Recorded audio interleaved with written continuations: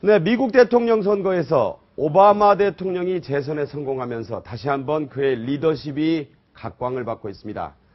오늘 최진 교수의 용감한 분석에서는 이 오바마 대통령의 리더십을 통해 이번 대선에서 우리가 선택해야 할 대통령의 자질 그리고 덕목이 무엇인지 짚어보겠습니다. 오늘도 경기대학교 정치전문대학원의 최진 교수 나와 주셨습니다. 어서 오십시오. 예, 안녕하십니까. 사실은 뭐 치열한 박빙, 살얼음판 이랬지만 저도 뭐 이제 중계 지켜봤고 방송했지만 의외로 좀 나름 쉽게 이겼어요. 제가 볼 때. 오바마 대통령이. 그 비결이 어디 있다고 보십니까? 저는 결국 그게 결과적으로는 표차가 났지만은 미국 국민들은 마지막까지 박빙이었다고 봅니다. 솔직히 그렇지만은. 그래서 두 후보에게 마지막까지 기대를 걸었지만 오바마의 리더십에 대해서 미국 국민들이 선택해준 결과였다. 자, 그 오바마의 지도력, 뭐 영어로 리더십, 그 요체, 최초의 흑인 대통령, 정말 그 드라마틱한 어떤 인생을 살았고, 재선이 과연 성공할 것이냐라는 회의적 시각도 있었는데, 또 재선에 이렇게 성공한 그 리더십, 지도력의 요체는 뭘로 보십니까? 우선 저는 변화의 리더십이라고 봅니다.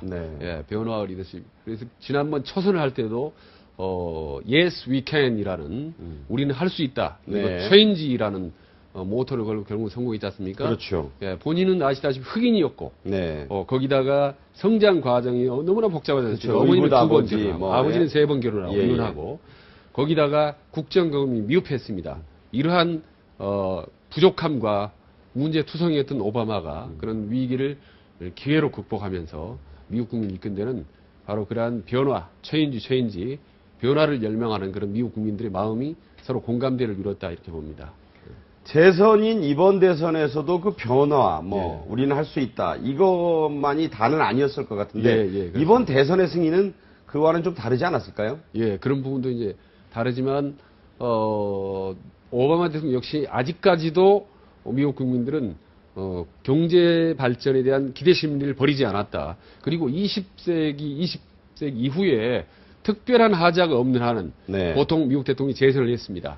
그래서 한 번 더 아버지 부시 대통령만 단임이었죠. 한 2분 정도는 하고 대부분이 또 기회를 한 번 더 주어서 특별한 하자가 없기 때문에 그 부족함을 남은 임기 동안 채워달라라고 하는 그 미국 국민들의 그런 마음이 이제 한 번 더 작용을 한 거죠. 자, 오바마 대통령이 당선되자마자 지금 이른바 재정절벽 위기 때문에 미국 경제도 좀 좋지 않아지고 또 뭐 쉴 새 없이 또 일을 하고 또 이런 모습인데 우리가 이 시점에서 미국 대통령 물론 한미 관계에 비춰서 많이 우리가 좀 주목해야 되지만 왜 우리 2012 18대 대선에 미국 대선과 우리가 이것을 연계해서 중요하게 봐야 합니까? 우선 대선에서 너무 배울 점이 많다. 참 부럽다. 멋있다 그런 생각을 했습니다. 마치 석양의 겉맨 2명이 멋있게 한번 총잡이 대결을 벌이고 깨끗이 승복하는 그런 모습이 멋있었는데 우선 대선을 전쟁이 아니라 축제를 치르는 게 참 부러웠습니다.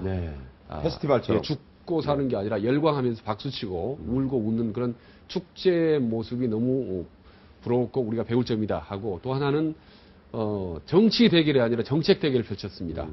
아시다시피 감세라든지 복지 정책이라든지 그런 소수 인권이라든지 이런 정책의 문제로 선거했는데 그 점이 아직 우리는 부럽고 미국에는 과거사라든지 무슨 그런 문제가 없지 않습니까? 다운 계약서라는 이런 네거티브 결정을 하는. 그리고 세 번째는 네거티브가 아니라 포지티브의 선거였다. 물론 네거티브도 있었습니다. TV 광고를 통해서 비난했죠. 그렇습니다. 상륙 비난하고 부자를 위한 후보 아니냐. 아니면 뭐 너무 경제 망쳤다 이렇게 후회했는데 그게 전부 정책에 대한 네거티브였지 사람에 대한 네거티브는 없었습니다. 어떤 인신공격은 없었다. 그렇습니다. 오바마에게 흑인이라고 공격하지 않았고 롬니에게 몰몬게 신도라고 공격하지 않았습니다. 이럴 때 인신공격이 없이 포지티브로 선거의 결과가 났다는 점이 우리 후보들이 좀 벤치마킹 할 부분이고 아직 역시 대통령 중심제 국가의 종주국답다. 우리가 좀 많이 배울 바가 있다 그런 느낌을 받아요. 또 이번 대선에서 그 허리케인 샌디 초대형 폭풍이 오바마의 대통령 재선을 도왔다. 물론 거기에서 잘 대처했다는 얘기가 있지 않습니까? 이렇게 위기를 기회로 바꾼 리더십을 또 평가해야 된다. 이렇게 또 말씀하고 있어요, 우리 최 교수님께서. 그래서 이번 허리케인이 터졌을 때도 오바마는 철저하게 정치를 하지 않는 모습을 보여줬습니다. 아, 비정치적으로 예, 갔다. 비정치로 갔어요. 3일 동안이나 선거 유세를 중단하고 쉽지 않은데요. 오히려, 네. 민생을 챙기는 모습을 해줬기 때문에 바로 미국 국민들이 감동을 했다는 거거든요.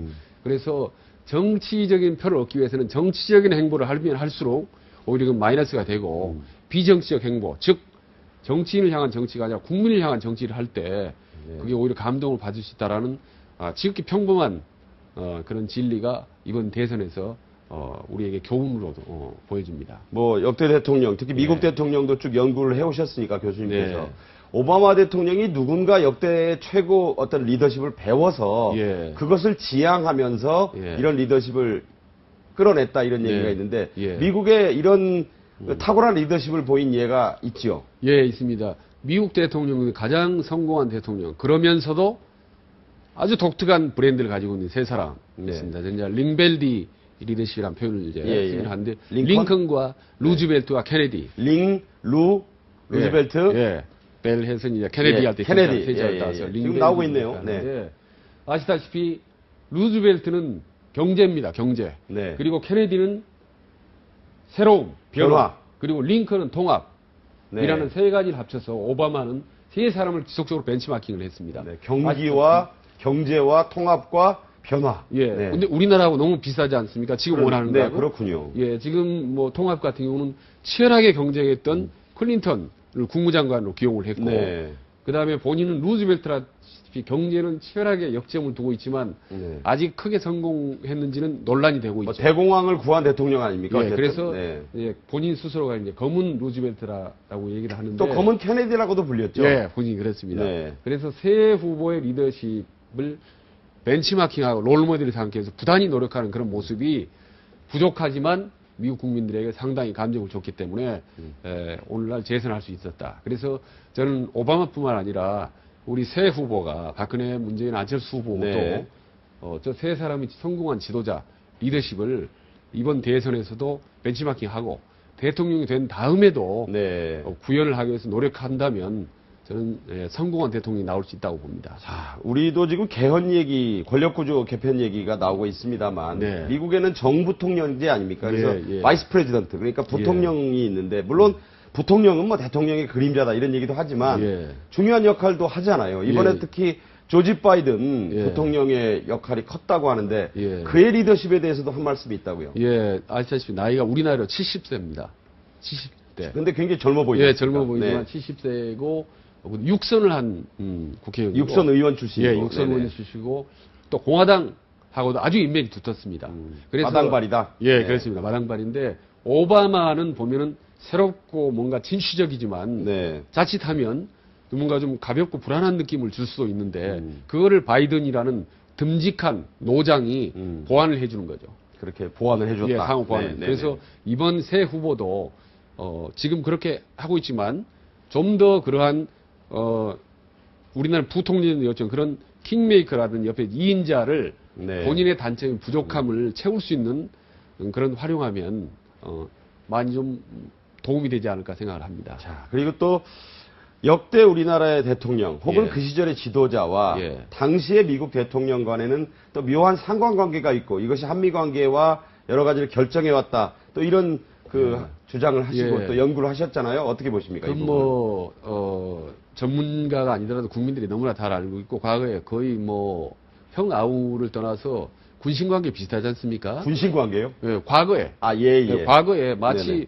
우리나라 대통령이 되면은 쿠데타를 되거나 뭔가 하면은 미국 인준을 받기 위해서 가는 그런 모습까지 보여줬지만 네. 이제 이미 확실한 동반자 관계로 어깨를 나란히 관계를 가졌기 때문에 네. 지금 미국과의 관계는 뭐 정말 아주 대등하고 떳떳하고 그런 관계이기 때문에 과거의 미국과의 관계는 크게 달라졌다고 생각을 합니다. 네. 자, 앞으로 우리 이 미국 대선에서 어떤 점을 좀 더 배워서 또 예. 우리가 반면 교사로 해서 유권자나 후보들이 남은 이 40일 남은 대선에 임해야 될까요? 좀 강하게 말씀드리면 오바마 대통령 두 사람으로 선거를 치렀습니다. 처음 때도 그렇고 대선도 그렇고 네. 하나는 데이비드 엑셀로드라는 사람은 심리학자로서 국민들이 무엇을 구하는지 대중 심리를 파악하는데 최고의 전문가입니다. 네네. 아버지가 심리학자에서 이제 권총 자살했는데 네. 데이비드 엑셀은 그래서 국민들의 마음을 읽는데 최고 도사입니다. 네. 그래서 그 마음을 읽어서 존 베브로라는 기가 막히게 글을 잘 쓰는 친구에게 넘겨줍니다. 네. 그러면 그 국민들의 마음을 그대로 글로 표현해서 오바마에 넘겨줍니다. 그러면 오바마는 그를 온몸으로 체화해서 국민들에게 감동적인 연설을 명연설가죠. 마음을 움직입니다. 네. 네, 그렇습니다. 그래서 오바마는 말로 하는 연설이 아니라 영혼으로 하는 연설이다 라고 할 정도로 감동을 주거든요. 그래서 똑같은 정책을 얘기하더라도 똑같은 말을 하더라도 미국 국민들의 가슴을 울려줍니다. 그렇기 때문에 국민들이 마음이 움직였고 경제적으로 부족하고 실수하더라도 오바마를 다시 받아들인 겁니다. 네. 그래서 우리 후보들도 네. 정말 국민들의 마음이 어디에 있는지를 제대로 읽어서 그거를 말로써 그게 입으로 하는 말이 아니라 영혼으로 네. 온몸으로 마음을 던져서 국민들에게 호소한다면 예, 그건 국민들의 선택을 받을 수 있다고 생각하는 게 바로 이번 오바마 리더십이 준 가장 큰 교훈이고 선거의 필승 전략이라고 생각합니다. 네. 말씀 잘 들었습니다. 오늘도 고맙습니다. 예, 감사합니다.